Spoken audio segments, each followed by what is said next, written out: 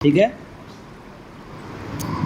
यदि ही लौकायतिक मतानुसारेण नित्यैश्वर्यं न प्रतिषिद्धेत तदा परिपूर्ण नित्य निर्दोष ऐश्वर्य दर्शनेन तत्र चित्तावेशतो विवेकाभ्यास प्रतिबंध स्यादिति सांख्याचार्याणाम आशयः। देखिए सांख्याचार्यों का गुण आशय बता दिया भाष्यकार ने। सांख्याचार्यों का आशय क्या है कि जैसे लौकायतिक मतानुसारेण, क्योंकि लौकायतिक बोलते हैं ये चारवाक थे, हाँ, वो जो है अत्यंत आसक्त रहता है, शरीर आदि में ही आसक्त रहता है, वो शरीर आदि को ही आत्मा मानता है, शारीरिक और लौकिक सुखों को ही स्वर्ग मानता है और मृत्यु को ही मोक्ष मानता है, राजा को ही, लौकिक राजा को ही ईश्वर मानता है। ऐसा करके तो लौकायतिक दृष्टिकोण से जो अत्यंत आसक्त हैं, ऐसे व्यक्ति को आप उपासना बताने लगो तो और आसक्त हो जाएगा ईश्वर में। ईश्वर का नित्य परिपूर्ण वो देखेगा तो और क्या हो जाएगा, और आसक्त हो जाएगा। तो यदि लौकायतिक मतानुसार नित्य ऐश्वर्य न प्रतिषिद्धेत, लौकायतिक मत के अनुसार देखा जाए तो यदि नित्य ऐश्वर्य का निषेध नहीं किया जाता तो क्या हो जाएगा, तदा परिपूर्ण नित्य निर्दोष ऐश्वर्य दर्शनेन। यहाँ तो दोषयुक्त ऐश्वर्य है। लौकिक ऐश्वर्य क्या है, किसी का भी ऐश्वर्य है तमाम प्रकार के दोषों से युक्त रहता है, लेकिन जब परमात्मा को उसको बताया जाएगा और परमात्मा का ऐश्वर्य बताया जाएगा उसको, तो उसके विषय में क्या कहा जाता है, परिपूर्ण नित्य निर्दोष ऐश्वर्य है परमात्मा का। और उसको देख करके यानी कि सुन करके क्या करेगा, तत्र चित्तावेशतो, उसमें आसक्त हो जाएगा, चित्त आसक्त हो जाएगा। यहाँ वैराग्य दिलाना था, यहाँ से उठा करके लोक से उठाकर ईश्वर में आसक्त कर दिया। यहाँ क्या करना था, परिपूर्ण रूप से विरक्त बनाना है। जब तक से परिपूर्ण रूप से विरक्त नहीं होगा तब तक से सद्य मुक्ति नहीं होगी। परमात्मा में भी आसक्त होने से उसका भी जन्म संभव है।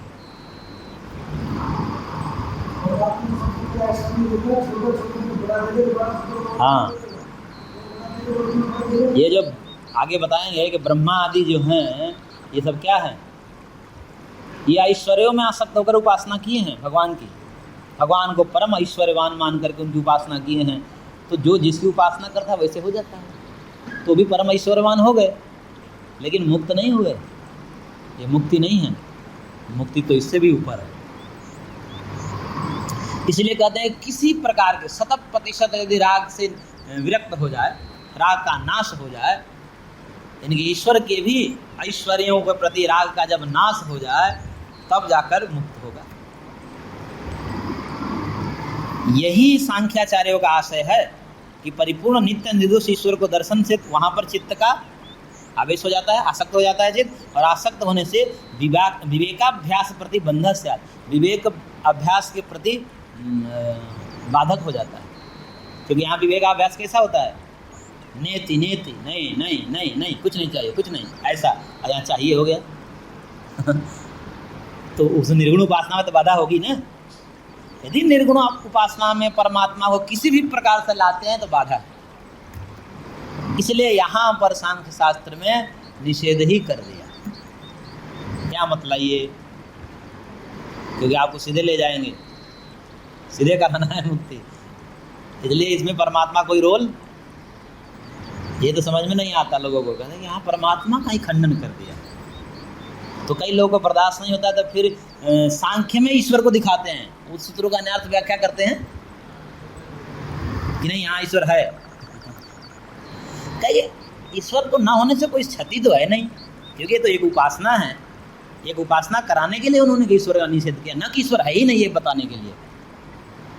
ऐसा इनका तात्पर्य नहीं है, इसलिए यहाँ पर लिख दिया विवेकाभ्यास प्रतिबंध स्यात् इति सांख्याचार्याणाम आशय। सांख्य आचार्यों का यही आशय है कि कहीं चित्त आसक्त हो जाए, इधर हम वैराग्य दिला रहे हैं, प्रत्येक चीज़ से हटा रहे हैं और फिर एक जगह कहीं जुड़ गया, तो विवेक अभ्यास, ये वाला विवेक अभ्यास नीति नीति वाला, सबसे अहंकार हटाने वाला, अभिमान हटाने वाला, उसमें बाधा हो जाएगी।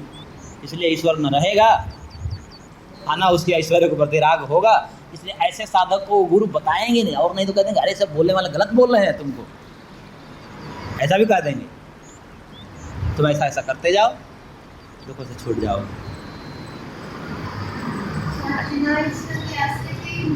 हाँ, हो जाएगी। क्यों? क्योंकि श्रुति कहती है कि अपने मन से नहीं कर रहे सांख्याचार्य।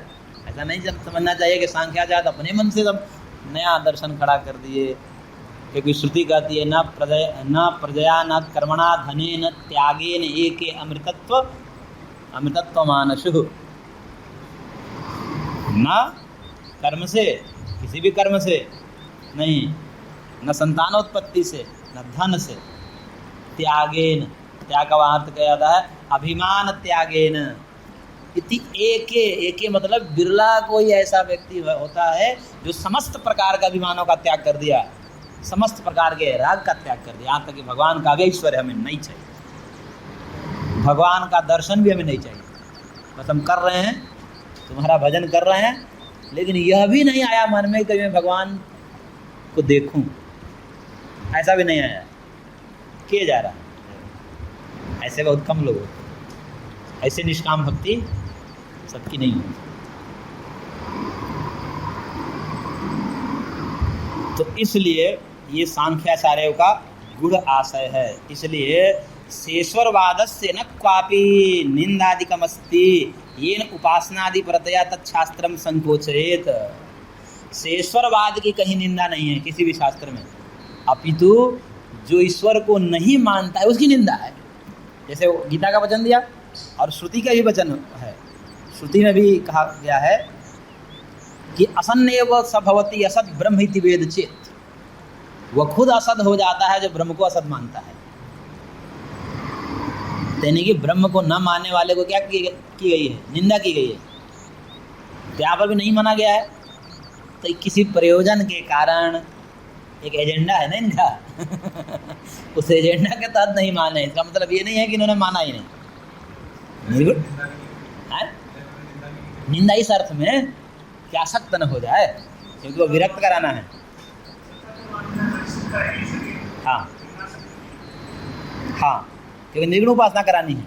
तो निर्गुण उपासना में ईश्वर का कोई रोल, वहाँ बस हटाते जाइए, राग हटाते जाइए, हटाते जाइए।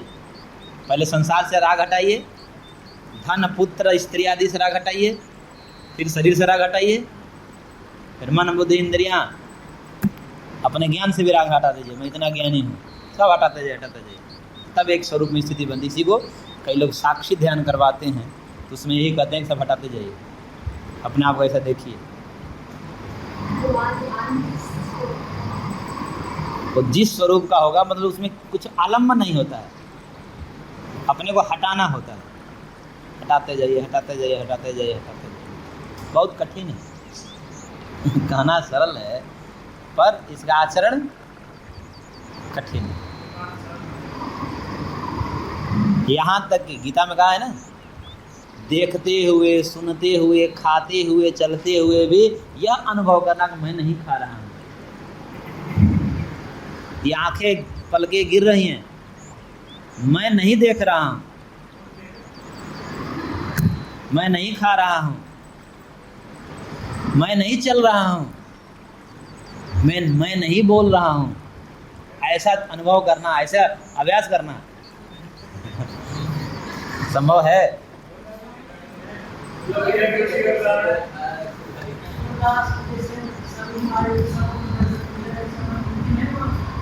क्रम मुक्ति होती है, सद्य मुक्ति नहीं होती।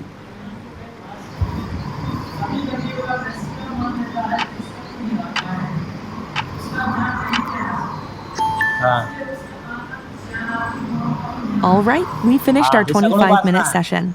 Before we take a break, tell me, what kind of music do you like to hear during these videos? Lo-fi, jazz, or no music? Let me know in the comments section below.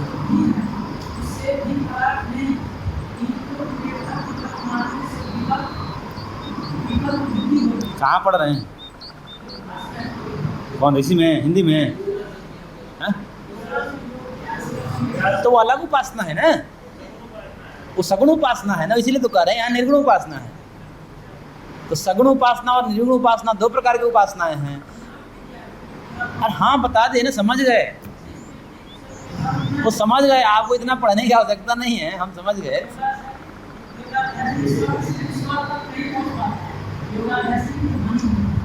हाँ,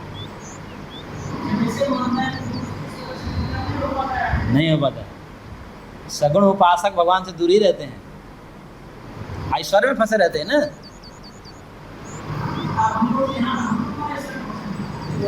क्यों? भगवान की उपासना कर रहे हैं किस लिए? क्या करोगे दर्शन करके? नहीं, दर्शन से क्या होगा? दर्शन से आवागमन कैसे छूट जाओगे? हमारा आपका दर्शन कर रहे छूट गए? हम भी तो भगवान का रूप ही हैं।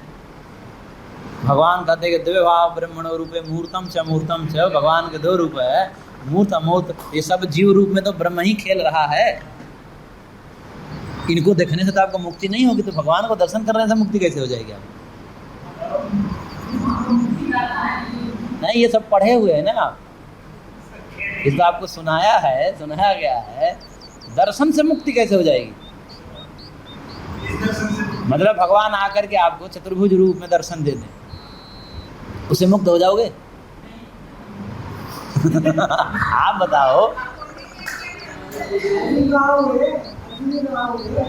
हाँ? अर्जुन मुक्त हो गए? दिखाया कि नहीं चतुर्भुज रूप?